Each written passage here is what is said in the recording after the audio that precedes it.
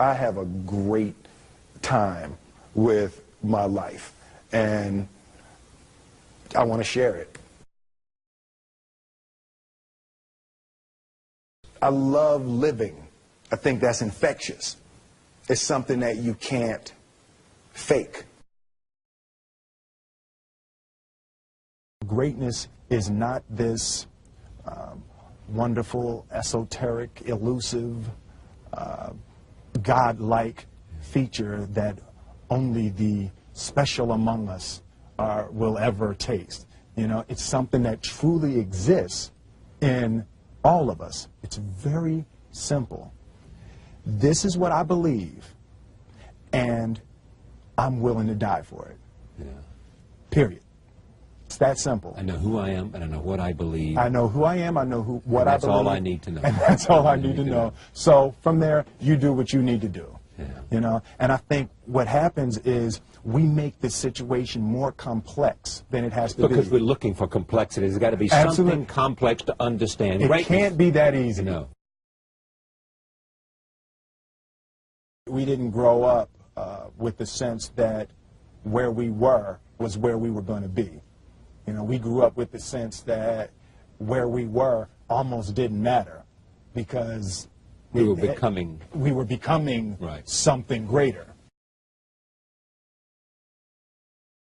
The separation of talent and skill is one of the greatest misunderstood concepts for people who are trying to excel, who have dreams, that want to do things. Talent you have naturally. Skill is only developed by hours and hours and hours of beating on your craft. I've never really viewed myself as particularly talented. Where I excel is ridiculous, sickening work ethic. You know, while the other guy's sleeping, I'm working. While the other guy's eating, I'm working. There's no easy way around it. No matter how talented you are, your talent is going to fail you if you're not skilled. Mm-hmm. You know, if you don't study, if you don't work really hard and dedicate yourself to being better every single day, mm-hmm. you'll never be able to communicate with people, with your artistry, the way that you want. So the only thing that I see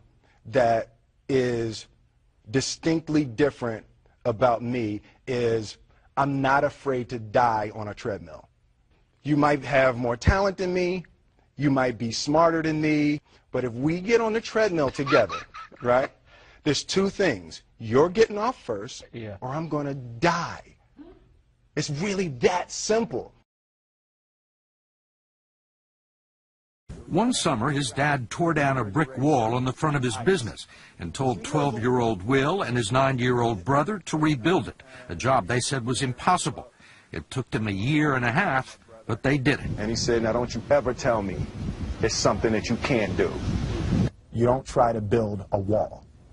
You don't set out to build a wall. You don't say, I'm going to build the biggest, baddest, greatest wall that's ever been built. You don't start there. You say, I'm going to lay this brick as perfectly as a brick can be laid. Yeah. And you do that every single day. And soon you have a wall. And soon you have a wall. You know, it's an idea that my grandmother always had, that you know, if you're going to be here, then there's a necessity to make a difference. She always instilled the responsibility, the spiritual responsibility that you have to make every group you come in contact with better.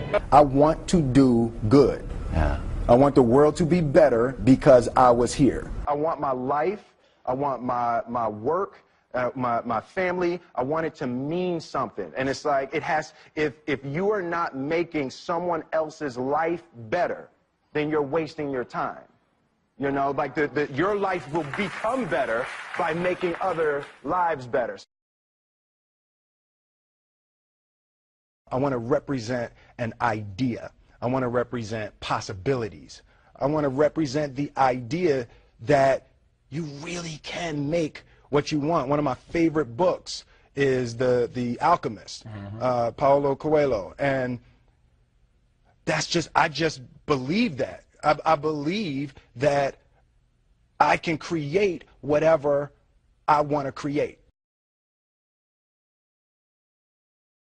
The first step before anybody else in the world believes it is you have to believe it. There's no reason to have a plan B because it distracts from plan A. I think that there's a certain delusional quality that all successful people have to have. You have to believe that something different than what has happened for the last 50 million years of history. You have to believe that something different can happen. Confucius said, he who says he can and he who says he can't are both usually right. Being realistic is the most commonly traveled road to mediocrity. Why would you be realistic? What's the point of being realistic? Just put up a barrier. Yeah, I'm going to do it. It's done. It's already done. The second I decide it's done, it's already done. It's now we just got to wait for y'all to see. It's unrealistic to walk in a room and flip a switch and lights come on. That's unrealistic. Fortunately, Edison didn't think so. It's unrealistic to think you're going to bend a piece of metal and fly people over an ocean in that metal. That's unrealistic. But fortunately, the Wright brothers and others didn't believe that. And it just seems like such a ridiculous idea to me to embrace the idea that it's not going to happen and that's not real for that to happen. As soon as you say it, now you just made that real. Our thoughts, our feelings, our dreams, our ideas are physical in the universe. That if we dream something, if we picture something, if we commit ourselves to it, that is a physical thrust towards realization that we can put into the universe. That the universe is not a thing that's going to push us around. That the world and people and situations are not something that are going to push us around. That we are going to bend the universe and command and demand that the universe become what we want it to be. I study the patterns of the universe. There's a redemptive power that making a choice has, you know, rather than feeling like you're at effect to all the things that are happening. Make a choice, right? You just decide what it's going to be, who you're going to be, how you're going to do it. Just decide.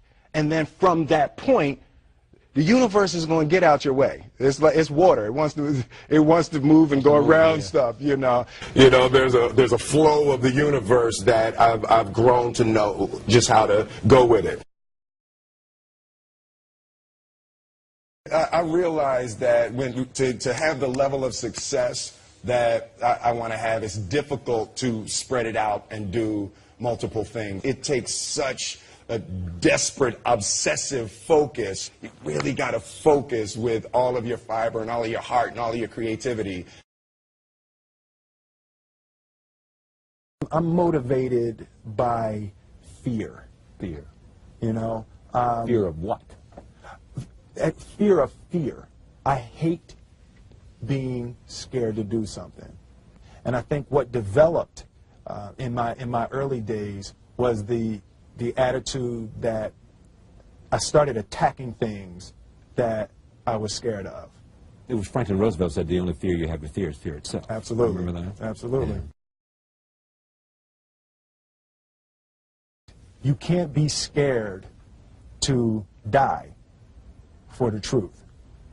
The truth is the only thing that's ever going to be constant. Don't ever let somebody tell you you can't do something. Not even me. All right? You got a dream, you got to protect it. People can't do something themselves. They want to tell you you can't do it.